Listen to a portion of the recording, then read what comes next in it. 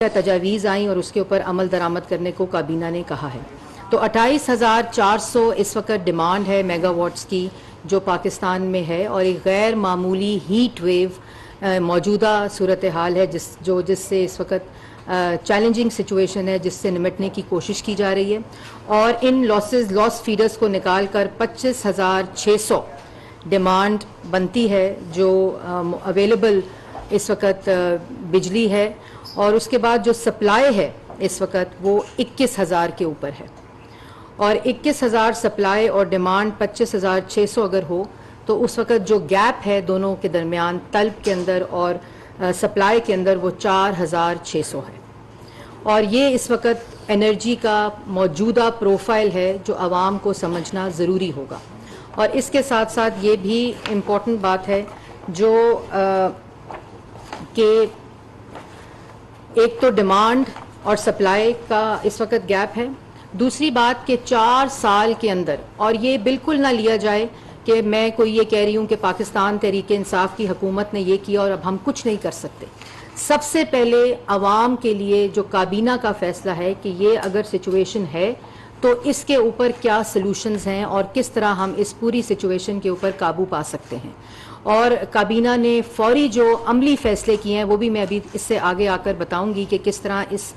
Supply और demand के gap को ख़त्म करना है। लेकिन ये जानना बहुत ज़रूरी है कि 4 साल जो बिजली की डिमांड और सप्लाई जो 2018 में इंस्टॉल्ड कैपेसिटी थी, जो बिजली सिस्टम में डाली गई 14,000 मेगावाट बिजली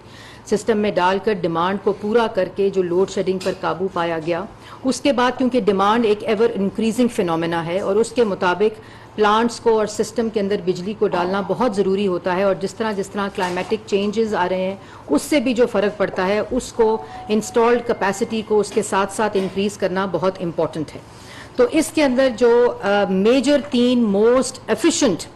जो प्लांट्स शुरू हो चुके थे, जिनका फाइनेंशियल क्लोजर हो चुका था और जिनका पूरा प्रोसेस कंप्लीट होकर वो लाइव होने थे, जिसमें सबसे बड़ा प्रोजेक्ट जो है वो त्रिमू का है जो 1200 मेगावाट बिजली का मंसूबा था जो कि LNG बेस्ड था। और वो इनिशियली दिसंबर 2019 में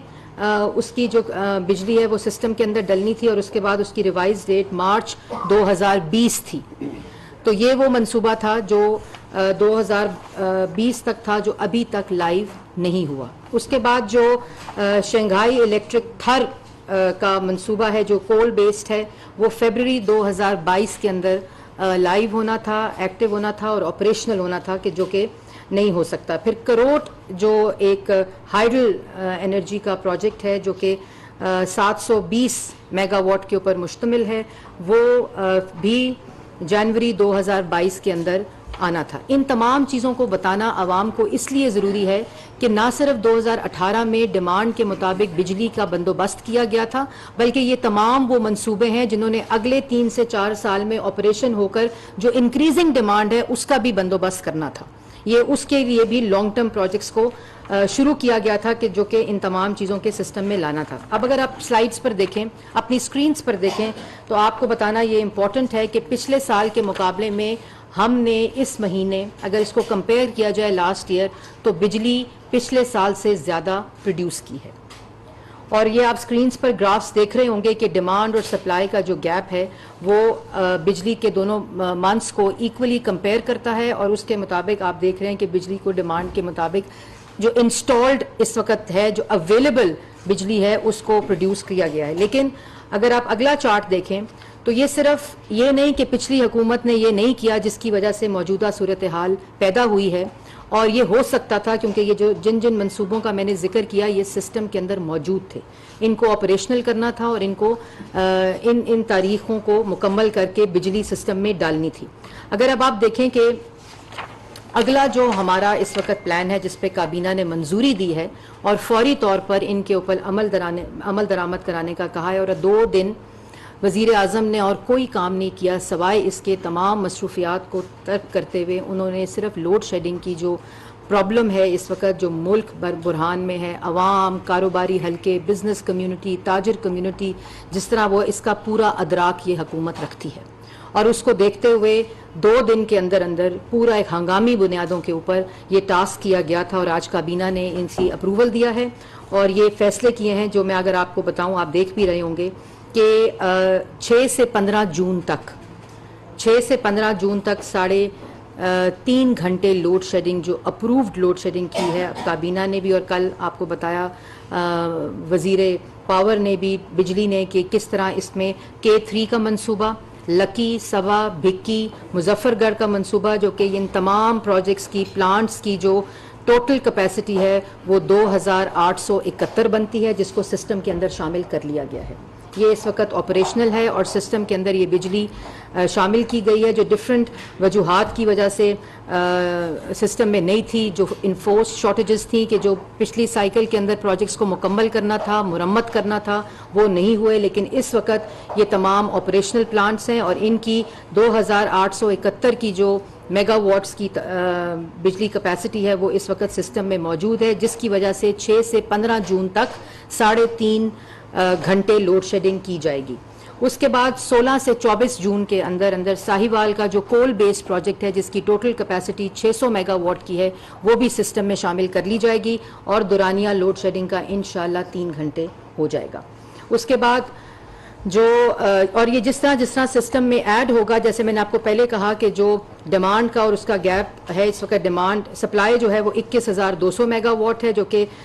6 से 15 जून तक ये जो साहिवाल का कोल प्रोजेक्ट है इसको शामिल करने के बाद वो 21,800 हो जाएगी और 600 मेगावाट सिस्टम में ऐड हो जाएंगे। 16 से 24 जून तक 3 घंटे लोड शेडिंग जो है उस पर हम इंशाल्लाह आ जाएंगे। उसके बाद 25 से 29 जून का अंदर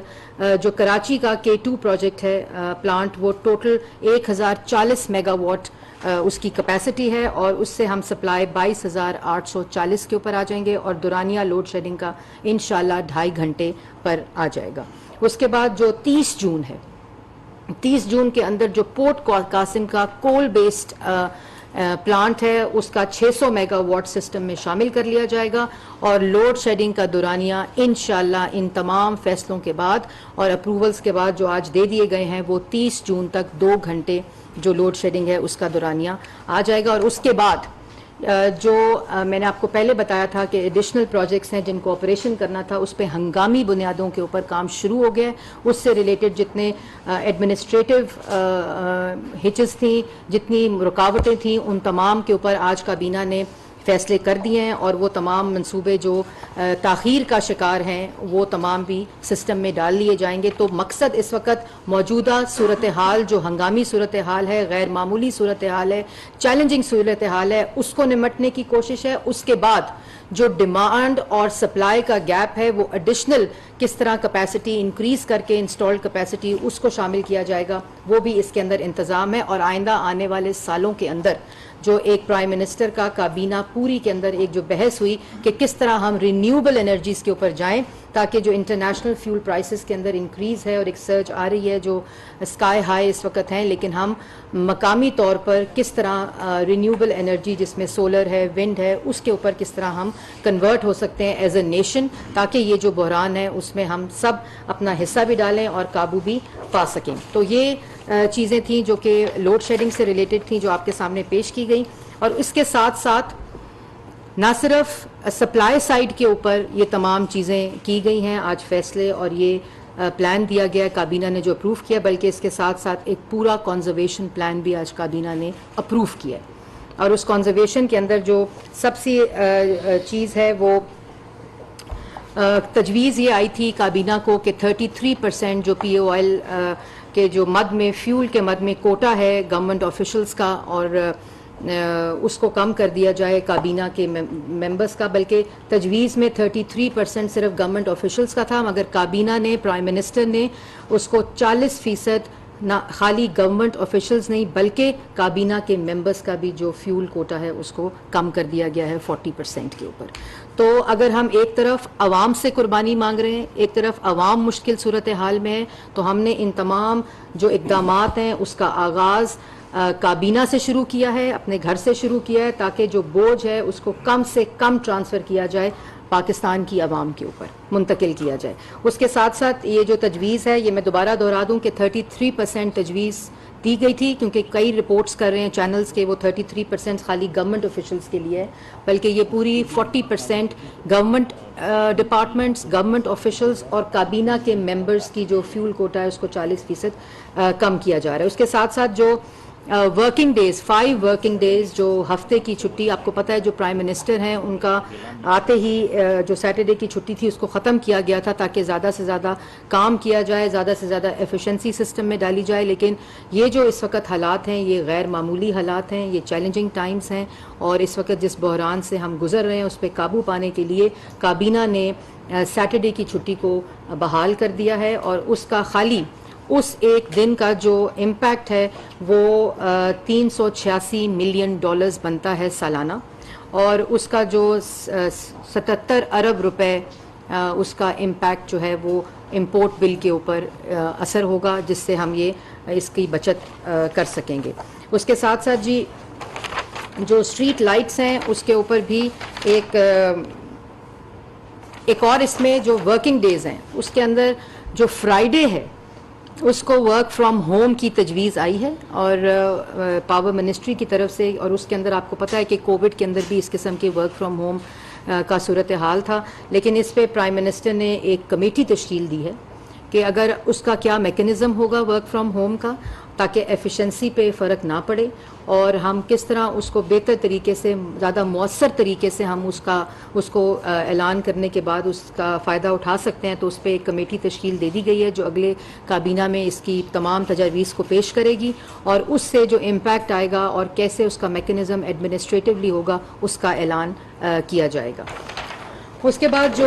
switching off alternate street lights हैं उसके ऊपर एक सहर हासिल गुफ्तगू हुई, कंप्लीट बहस हुई, और उस पर भी अप्रूवल दिया गया है कि हम इसको प्रोविंसेस के साथ मिलकर, म्यूनसिपल अथॉरिटीज़ के साथ मिलकर इसको यकीनी बनाएं कि ऑल्टरनेटिव डे नाइट्स के ऊपर आप लाइट्स जो हैं स्ट्रीट लाइट्स उनको जलाएं, और उसका भी इम्पैक्ट जो है वो ख़ासा इसके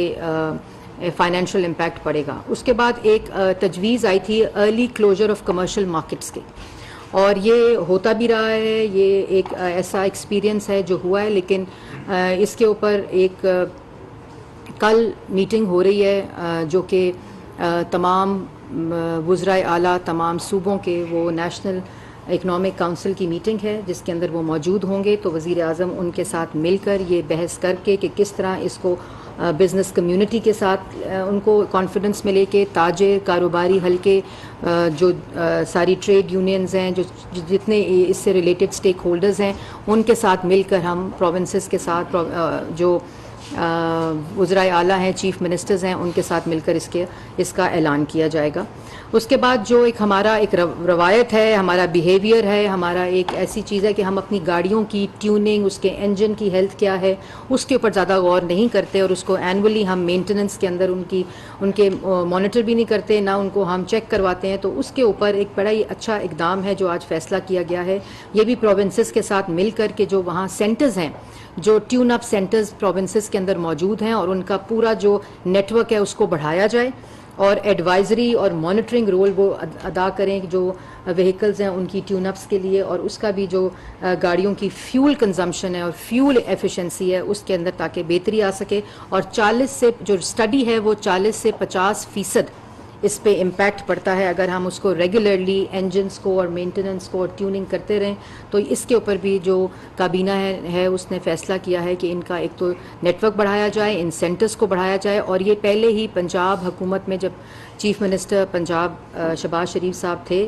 उन्होंने ये किया था, इसी मॉडल को रेप्लिकेट किया जाए तमाम प्रोविंसेस के साथ मिलकर। तो ये आज काबीना ने इसकी भी मंजूरी दी है। फिर ट्रैक्टर्स रिपेयर एंड मेंटेनेंस जो फार्मर लेवल के ऊपर एग्रीकल्चर सेक्टर के अंदर जो इसका ह्यूज इम्पैक्ट है फ्यूल कंजम्पशन का, उसके ऊपर भी ये एक कहा गया है कि फील्ड के अंदर जो टेक्निकल स्टाफ है उसकी की भी और इंजन की भी हेल्थ ऑफ द ट्रैक्टर्स इसको भी मॉनिटर किया जाए। फार्मर्स और इनके साथ जो एलाइड टेक्निकल स्टाफ होता है उसकी ट्रेनिंग, उसकी कैपेसिटी और बार बार regular maintenance of the tractors जो है वो बहुत इंपॉर्टेंट है। उसका भी आज ये फैसला किया गया है कि उनके ट्यूनअप्स के लिए भी सेंटर्स को बढ़ाया जाए, फार्मर्स को एक्सेस दी जाए ताकि इसका भी जो बेहतर तरीके से ज़्यादा मौसर तरीके से इंतज़ाम हो सके। फिर एक नेशनल सतह के ऊपर एक अवेयरनेस कैंपेन की आज काबीना ने मंजूरी दी है कि इन तमाम चीज़ों के अंदर जो हर शहरी का हर सतह के ऊपर जो एक अवेयरनेस का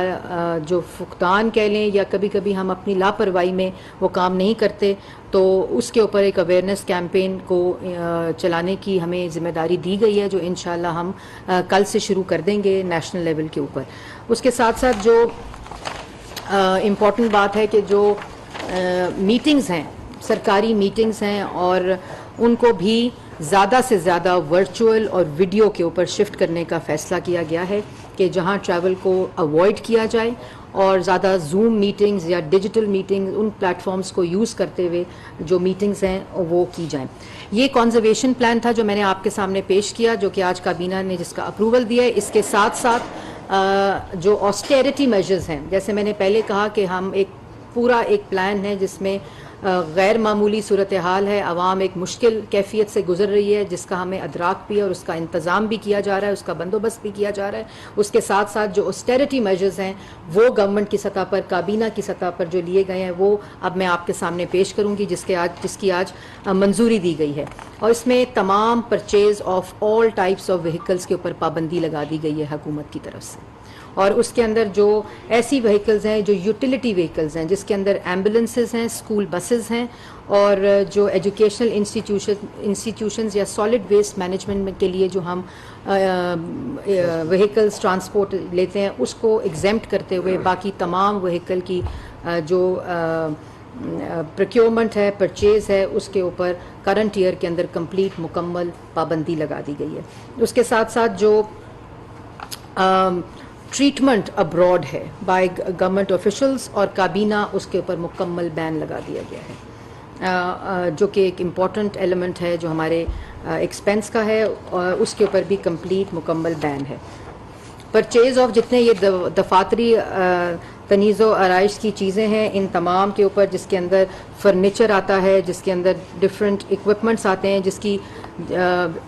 मैं उसकी तफसील में आती हूँ, लेकिन तमाम फर्नीचर और तमाम ऐसी चीज़ों के ऊपर भी कंप्लीट बैन लगा दिया गया इसकी प्रोक्योरमेंट और परचेज़ के ऊपर। उसके साथ साथ जो ऑफिस के यूज़ की मशीनरी है उसमें कुछ एग्जेम्पशंस के साथ साथ अगर आपने वो मशीनरी परचेज़ भी करनी है तो एक कमेटी तश्कील दी गई है जो इसको मॉनिटर करेगी, इसके ऑस्टेरिटी को, और वो इसके ऊपर अपनी रिपोर्ट भी देगी। उसके ऊपर भी कंप्लीट बैन लगा दिया गया है। जितने ऑफिशियल विजिट्स हैं अब्रॉड, गवर्नमेंट ऑफिशियल्स की तरफ से, फंक्शनरीज की तरफ से और मिनिस्टर्स की तरफ से, उस पे भी मुकम्मल पाबंदी लगा दी गई है। सिर्फ वो जो कि ऑब्लिगेटरी विजिट्स हैं सिर्फ उसकी इजाज़त दी जाएगी, और अगर इसके अलावा कोई बहुत ज़रूरी ऐसा बायलैटरल विजिट है जिसको होना बहुत ज़रूरी है, जैसे मैंने पहले कहा ऑब्लिगेटरी विजिट्स हैं, उसके ऊपर भी कमेटी जो है वो फ़ैसला करेगी और उसके बाद उसकी इजाज़त दी जाएगी। तमाम दफातर के अंदर जो कि गवर्नमेंट के ऑफिस हैं, एलाइड डिपार्टमेंट्स हैं, ऑटोनमस बॉडीज़ हैं गवर्नमेंट की, उनके अंदर लंचेस, डिनर्स और हाई टीज़ मुकम्मल तौर पर बैन कर दी गई हैं। और जो इसको मॉनिटर किया भी जाएगा जो इंस्पेक्शन कमेटीज़ हैं, और इसके ऊपर भी मुकम्मल बैन कर दिया गया है किसी भी किस्म के एक्सपेंस के ऊपर। उसके बाद जी जो कंजम्पशन है यूटिलिटीज़ की गवर्नमेंट लेवल के ऊपर और गवर्नमेंट की सतह के ऊपर जितने ऑफिसेज हैं उसमें 10% कमी के लिए फ़ैसला किया गया है 10% ऑफ द यूटिलिटी कंजम्पशंस के ऊपर। और जैसे मैंने आपको पहले 40% ऑफ द फ्यूल कोटा है वो मैंने पहले आपको बता दिया है, और जूम मीटिंग्स का भी मैंने जिक्र ऑस्टेरिटी मेजर्स के अंदर पहले कर दिया है। तो ये वो तमाम ऑस्टेरिटी मेजर्स की चीज़ें हैं जो काबीना ने जिसके ऊपर अप्रूवल्स दिए हैं, और वो आज से उसके ऊपर अमल दरामद होना शुरू हो गया है काबीना की मीटिंग के बाद। अब एक एजेंडा है जो कि आज इलेक्शन कमीशन की रिपोर्ट पेश की गई है काबीना के सामने, और उसके अंदर काबीना के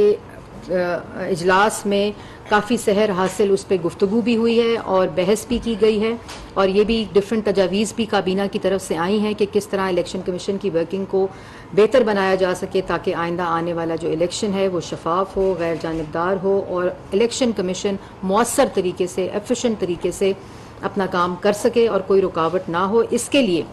पार्लियामेंट के अंदर जब ये रिपोर्ट पेश हो रही है तो उसके ऊपर बहस के लिए काबीना ने तजवीज़ पेश की है कि पार्लियामेंट इसके ऊपर एक सहर हासिल बहस करवाए और पार्लिमानी कमेटीज़ जो हैं सेनेट के अंदर और नेशनल असम्बली के अंदर वो मुकम्मल तौर पर इस पर बहस करें और तजावीज़ मुरतब करें ताकि जो इलेक्टोरल रिफॉर्म है जो इस हुकूमत का इत्तेहादी हुकूमत का एक अव्वलीन प्रायोरिटी है, तरजीह है, वो तजावीज़ उसके अंदर शामिल कर ली जाएँ। इसके साथ साथ डस्का इलेक्शन के ऊपर रिपोर्ट पेश की गई है और उसके अंदर भी काबीना के जो मेंबरान हैं काफ़ी तशवीश पाई जाती है और ये रिपोर्ट के अंदर जो लोअर स्टाफ है, जो वो सतह जिसमें टीचर्स हैं, बैंक ऑफिसर्स हैं, मुख्तलिफ महकमों के जो लोग इलेक्शन कंडक्ट कराते हैं, उनके ऊपर जो जिम्मेदारी है वो आयद की गई है। तो और उसमें भी बहुत से ऐसे की लोग जो वहाँ प्लेस्ड थे, वो अभी तक उनमें से कई लोग जो हैं वो काम भी कर रहे हैं और वो उन पोजीशंस के ऊपर मौजूद भी हैं। और इसके साथ साथ जो रिपोर्ट है वो बिल्कुल साइलेंट है, वो खामोश है कि जो फैसला साजी के लोग थे जिन्होंने ये डायरेक्शंस दी थी इस पूरे प्रोजेक्ट को इम्प्लीमेंट करने के लिए, डस्का इलेक्शन जिसमें आपको याद होगा, आपकी मेमोरी को रिफ़्रेश करने के लिए मैं बताना चाहती हूँ और रिपोर्ट्स भी मौजूद हैं। पूरी डस्का इलेक्शन के दौरान एक कंप्लीट रिपोर्ट भी है जिसके ऊपर इलेक्शन कमीशन की 3 प्रेस रिलीज़ भी हैं कि किस तरह उस रात को जो ज़िम्मेदारान थे वो गायब थे, उनको एक्सेस नहीं थी और बार बार इलेक्शन कमीशन इस चीज़ को हाईलाइट कर रहा था लेकिन सुनवाई कोई नहीं थी। तो ये पूरी चीज़ें हैं जिसमें इलेक्शन कमीशन का अमला अगवा हो गया था। इलेक्शन कमीशन के जो अमला है वो अगवा हो गया, डब्बे वोटों वाले जो हैं वो चोरी हो गए और फिर धुंध के बायस कहा गया कि ये अमला जो है वो इलेक्शन जो प्रिजाइडिंग ऑफिसर है वहाँ वो तमाम लापता हो गए, वो अगवा हो गए। ये पाकिस्तान की तारीख में हमने वोट के डब्बे चोरी होते तो सुना था, वोट चोरी होते सुना था, लेकिन ये पहली दफ़ा हुआ कि इलेक्शन कमीशन का पूरा अमला गायब हो जाए धुंध के बायस। तो ये वो रिपोर्ट पेश की गई है। तो उसमें काबीना के अंदर ये फैसला किया गया है कि एक आला सतही इंक्वायरी इनिशिएट की जाए कि जो जिम्मेदार ड्यूटी पे कानून साजी जो कर उस वक्त जो फैसला साजी कर रहे थे, जो ये डिसीजंस ले रहे थे, जो ये डायरेक्शंस दे रहे थे, उसके जिम्मेदारान का तयन किया जाए और एक मुकम्मल इंक्वायरी के बाद कानून के मुताबिक उनके खिलाफ कार्रवाई की जाए। और ये सिर्फ डस्का इलेक्शन की बात नहीं है बल्कि इस तरह की जो कार्रवाई है, इस तरह के जो फैसले हैं, उनका असर आइंदा आने वाले इलेक्शंस के ऊपर होता है, उनकी शफाफियत पे होता है, उनकी गैर जानिबदारी पे होता है कि कोई आने वाले वक्त में इलेक्शन के ऊपर उंगली ना उठा सके। अगर ये डस्का के ऊपर इंक्वायरी और ये एक ऐसी मिसाल ना बनाई गई, ये टेस्ट केस है पाकिस्तान के इलेक्शन के लिए, तो खाली डस्का का इलेक्शन नहीं बल्कि इसकी इंक्वायरी रिपोर्ट और तमाम जिम्मेदारान को कानून के मुताबिक जो सजाएं हैं वो दी जाएं ताकि इसकी डेटरेंस कायम हो और आइंदा ये कोई जुर्रत ना कर सके किसी तरह भी इलेक्शन को सबोटाज करने का और हाईजैक करने का। तो ये वो तमाम चीज़ें हैं जो काबीना में आज डिस्कस हुई और फैसले हुए। अब मैं कायरा साहब को ये कहूँगी कि अगर वो इसमें कुछ ऐड करना चाहें काबीना के मेंबर्स की तरफ से। बहुत शुक्रिया। बहुत सारी जो वजाहत है वो मरियम साहबा ने कर दी है। काबीना ने यकीनन इस बात पे एक तशवीश है कि मुल्क के हालात बड़े सख्त हैं, मुश्किल सूरत हाल है, फिस्कल स्पेस कम है और इस वक्त हमें मज़ीद ज़्यादा बेहतर, अहम और मुश्किल फ़ैसले करने की ज़रूरत है। यही तकाज़ा इस वक्त हालात हमसे करते हैं, यही तकाज़ा आप सारी कौम हमसे करती है। लीडरशिप है भी यही कि आप मुश्किल वक्त में अच्छे, भले वो मुश्किल ही फ़ैसले हों लेकिन वो फ़ैसले करके ताकि आइंदा आने वाले दिनों में कोई बेहतरी की नवीद मिल सके। इस सूरत हाल में जब डिक्लाइन हो रहा हो और आप डिक्लाइन को रोकते हैं फिर उसको इम्प्रूव करने की तरफ चलते हैं, तो इस पर काबीना के अंदर मुकम्मल तौर पे वज़ीर आज़म साहब भी और सारी काबीना इस पर मुत्तफ़िक थी कि हमें जिस तरह मरीम ने भी बताया आपको